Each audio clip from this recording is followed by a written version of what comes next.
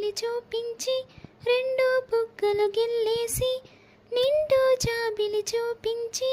గోటిత బుగ్గను గిల్లేసి ఉగ్గిని పట్టి ఊయలల